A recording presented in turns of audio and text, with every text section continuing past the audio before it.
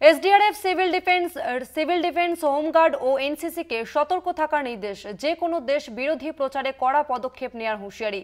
সাধারণ মানুষের মধ্যে আতঙ্ক না ছড়ানোর ব্যবস্থা।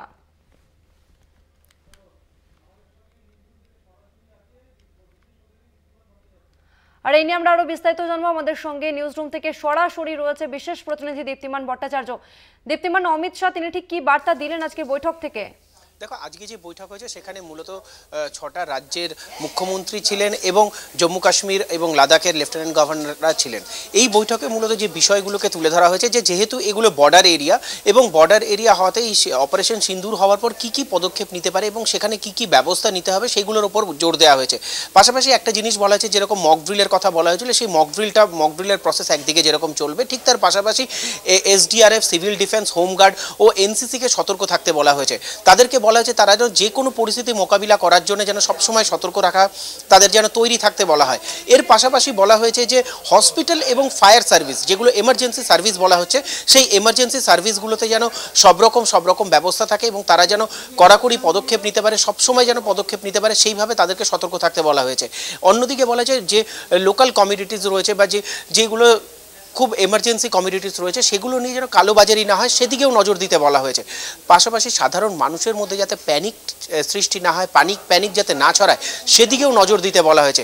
সব কিছু মিলিয়ে একটা জিনিস বলা যেতে পারে যে আজকে অমিত শাহ সব রাজ্যগুলোকে, যে ভালনারেবল যে রাজ্যগুলো রয়েছে সেই রাজ্যগুলোর মুখ্যমন্ত্রীদেরকে প্রত্যেকটা বিষয় নিয়ে যেই বিষয়গুলো নিয়ে সতর্ক করতে বলা হয়েছে সেই সব সতর্ক করা হয়েছে। এরপরেই কিন্তু মুখ্যমন্ত্রী মমতা বন্দ্যোপাধ্যায় বৈঠক করেন সব দফতরের সঙ্গে বৈঠক করে তিনি যা যা নির্দেশ দেওয়া, সেই নির্দেশগুলো একদিকে যেরকম দেওয়া হয়েছে এবং কালোবাজারি রুখতে কিন্তু আগামীকাল 5:30টার সময় একটা গুরুত্বপূর্ণ বৈঠক ডেকেছেন মুখ্যমন্ত্রী মমতা বন্দ্যোপাধ্যায়। তাসমিনা, ধন্যবাদ তোমাকে দীপ্তিমান।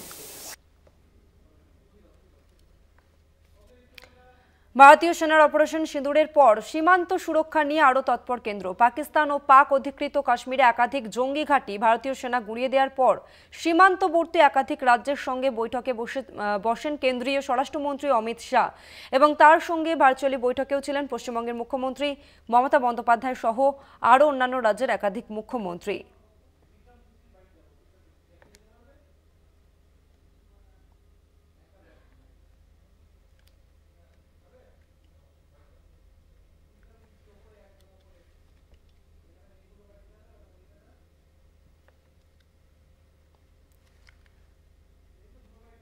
পহেলগামে জঙ্গি হামলার যোগ্য জবাব দিয়েছে ভারতীয় সেনা। পাকিস্তান ও পাক অধিকৃত কাশ্মীরে 9টি জায়গাতে আঘাত এনে একাধিক জঙ্গি ঘাঁটি গুঁড়িয়ে দেওয়া হয়েছে।